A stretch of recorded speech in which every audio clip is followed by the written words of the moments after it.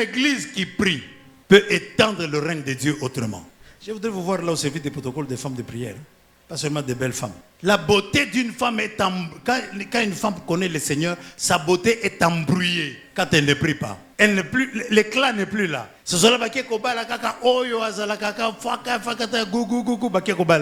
Prie.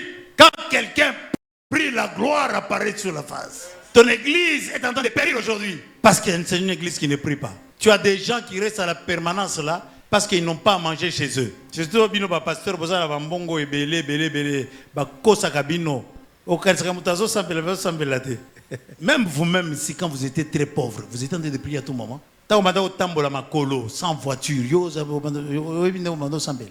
mais qu'est-ce qui t'empêche aujourd'hui? Et le diable rit. Quand il se retrouve devant Dieu, il dit, dans Romains chapitre 8, versets 26 à 27, on dit ceci. De même aussi l'Esprit nous aide dans notre faiblesse. Car nous ne savons pas ce qu'il nous convient de demander dans nos prières. Mais l'Esprit lui-même intercède par des soupirs inexprimables. Qu'est-ce que cela veut dire? C'est-à-dire que tu ne peux pas dire parce que tu demandes à Dieu qu'il te donne une grossesse, que Jésus est en train d'intercéder. Non, un intercesseur, il ne prie pas pour lui. Il prie pour autre chose. Il prie pour quelqu'un. Il prie pour quelqu'un. Il prie pour quelqu'un. Je me rappelle, il y a quelques années, on était locataire quelque part dans une église. La bailleresse est venue. La manière dont elle nous avait parlé. Et puis, je rentre sur mon bureau. Il y a eu des larmes qui ont coulé. Elle est sortie seulement, elle n'a pas fait 100 mètres. Il y a un véhicule qui l'a ramassé. Et ça l'a amené à la mort. Un vrai moteur qui prie. Tu ne peux pas jouer avec lui.